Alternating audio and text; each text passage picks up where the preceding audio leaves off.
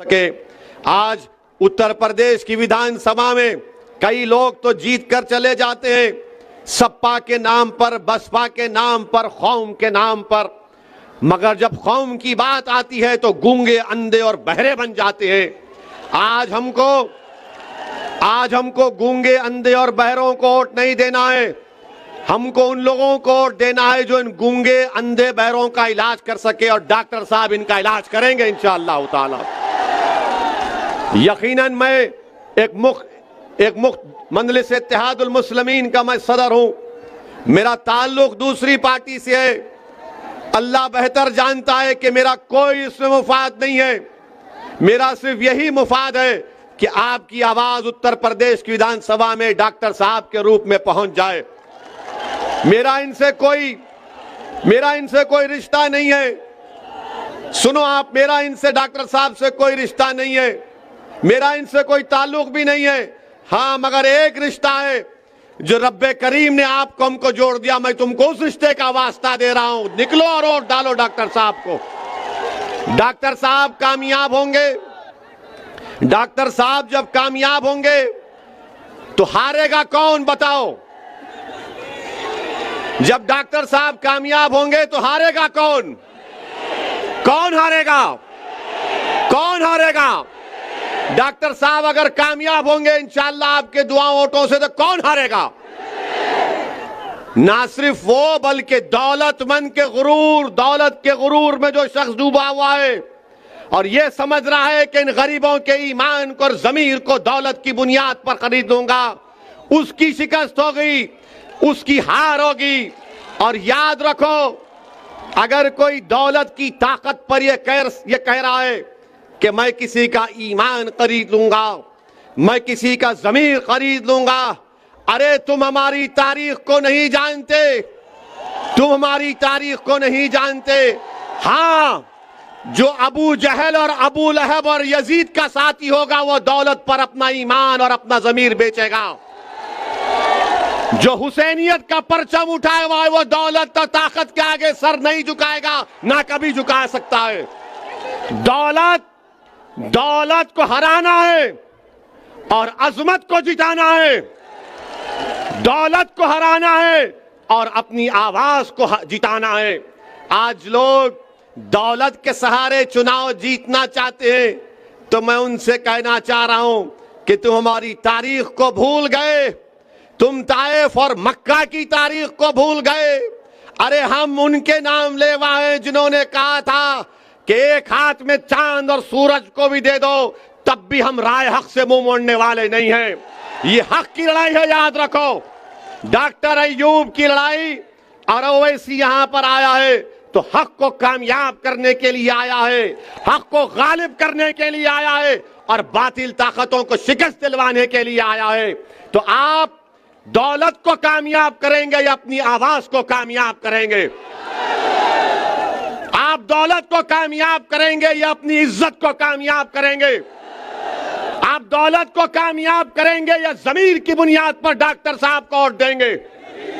किसकी बुनियाद पर वोट देंगे? ये लोग आज पैसों के थैलियां लेकर आ रहे हैं, 2 साल पहले नजर नहीं आए जब CAA NPR का एहतजाज चल रहा था? अगर इतनी दौलत तुम्हारे पास है तो कहां की वो दौलत?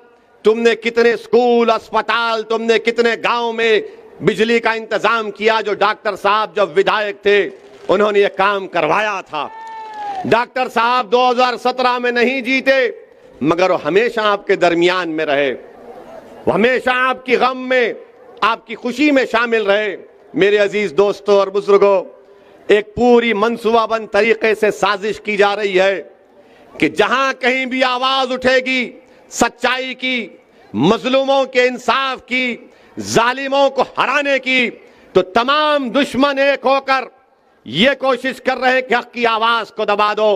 क्योंकि इनको मालूम, उत्तर प्रदेश की 400 की विधानसभा में अगर एक डॉक्टर अय्यूब पहुंच गया तो इन सब की नींदें हराम हो जाएगी। इसीलिए इनकी हराम की दौलत को इस्तेमाल किया जा रहा है ताकि आपकी आवाजों को दबा दिया जाए। अरे डॉक्टर अयूब की जिंदगी आपके सामने कोई अहमियत नहीं रखती। हम सब इस दुनिया में आए हैं तो जाएंगे, मगर याद रखो कौन तुम्हारे लिए लड़ेगा, कौन तुम्हारी नाइंसाफी के खिलाफ आवाज बुलंद करेगा, कौन तुम्हारी हक को जताने के लिए सारी दुनिया के सामने कहेगा उत्तर प्रदेश की विधानसभा में कि खलीलाबाद की जनता हो, पूर्वांचल की जनता हो, उत्तर प्रदेश की जनता हो, मैं इन पर जुल्म को बर्दाश्त नहीं करूंगा। बताओ कौन तुम्हारी आवाज उठाएगा। असदुद्दीन अवैसी इसी बात को समझते हुए, महसूस करते हुए मैं आपके दरमियान में आया हूं और मैंने डॉक्टर साहब से कहा, डॉक्टर साहब अगर जिंदगी बाकी रही तो इंशाअल्लाह ताला 24 में भी हम सबकी नींद हराम करेंगे इंशाअल्लाह।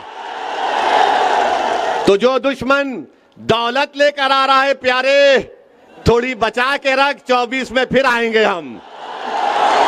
कहीं ऐसा ना हो कि डॉक्टर की मोहब्बत में तू खुद तेरी दौलत खत्म हो जाएगी, मगर 24 में हम आएंगे।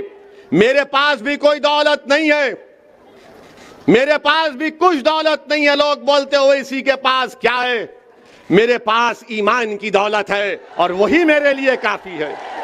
मेरा ज़मीर जिंदा है, मेरा ज़मीर जिंदा है और इंशाअल्लाह जिंदा रहेगा।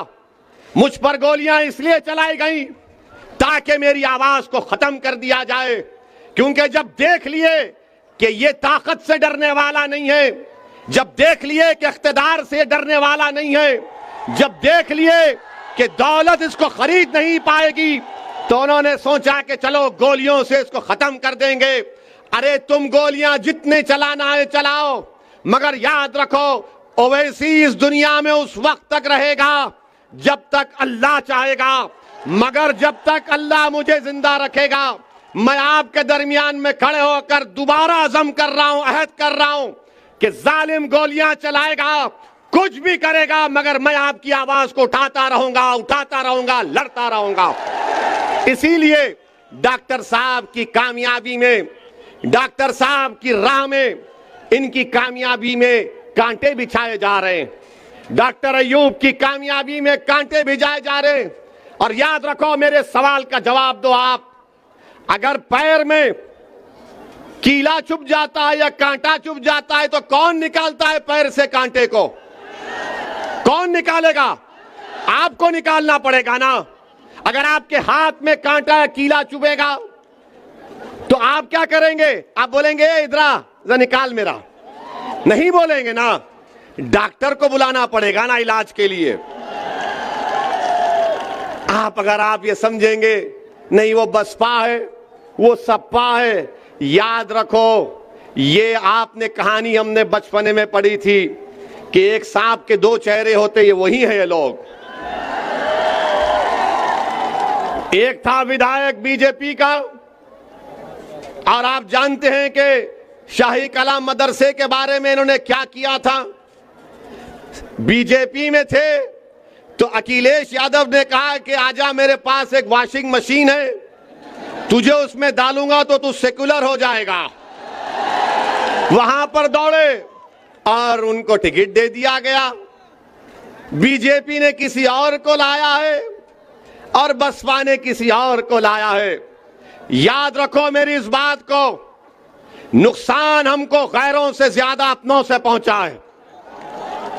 नुकसान हमको गैरों से ज्यादा अपनों से पहुंचा है। करबला की सरजमीन पर नवासे रसूल पर तलवार उठाने वाले कौन थे? टीपू सुल्तान से गद्दारी करने वाले कौन थे? आज फिर आ गए हैं कि डॉक्टर अयूब को रोका जाए। पहचानो इन गद्दारों को, पहचानो इन मुनाफिकीन को जो आपको तोड़ना चाहते हैं, जो आपकी आवाज को दबाना चाहते हैं। अगर डॉक्टर अयूब से किसी को शिकायत है, हो सकता है कि हक बजानिब हो, डॉक्टर अयूब से किसी को शिकायत है तो मैं आज हाथ जोड़कर भीख मांगता हूं, माफ कर दो डॉक्टर अयूब को, माफ कर दो।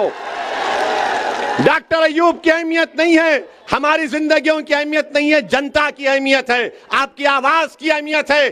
खलीलाबाद की जनता की आवाज अगर उत्तर प्रदेश के विधानसभा में गूंजेगी तो क्या सपा वाले उठाएंगे या बसपा वाले उठाएंगे? जो अभी तक विधायक नहीं बना बसपा वाला, मगर अहंकार में कह रहा है कि दौलत मेरे पास है। ये आपको फैसला करना है कि आप अपनी आवाज को कामयाब करेंगे या दौलत को कामयाब करेंगे। आज डॉक्टर अय्यूब का रिकॉर्ड आपके सामने है। यकीनन हम मुख्तलिफ सियासी पार्टी के हैं, मगर मैं फिर से दोहरा रहा हूं, क्या चीज है जो मुझे यहां पर लाई? दौलत नहीं लेकर आई, मेरा सियासी मफाद नहीं लेकर आया। मैं देख रहा हूं कि उत्तर प्रदेश में 22 बच्चों को CAA NPR NRC में गोली मारकर उनका कत्ल कर दिया गया।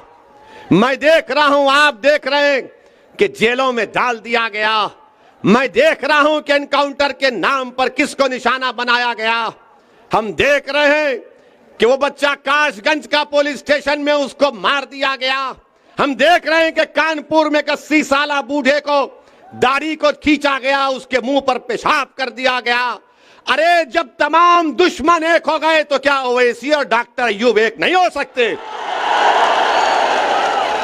होना भी चाहिए, होना भी चाहिए, वक्त का तकाजा है। आप अल्लाह से दुआ करिए कि अल्लाह हमारे दिलों को और मिला दे। आप खूब दुआ करिए कि परवरदिगार तेरे गुनाहगार बंदे हैं, इनके दिलों को मिला दे और हमको मिला दे और हमारे ज़मीर को दौलत पर गालिब कर दे। ये लोग आज ये समझ रहे हैं कि दौलत के नाम पर बिक जाएंगे। अरे दौलत के नाम पर अगर बिकते तो ताइफ करबला की तारीख सामने नहीं आती। इख्तिदार के सामने अगर झुक जाते तो फिर आज यहां तक नहीं पहुंचते। मेरे अजीज दोस्तों और बुजुर्गों, हिम्मत और हौसले को बुलंद रखिए। नामसाइब हालात जरूर हैं, मगर अपनी उम्मीद को बरकरार रखिए। याद रखिए, वही लोग कामयाब होते हैं, वही कौम कामयाब होती है जो तूफानों में चिराग जलाने का हुनर सीख जाती है। तो आपको इन बातिल ताकतों के तूफानों में चिराग को जलाना है।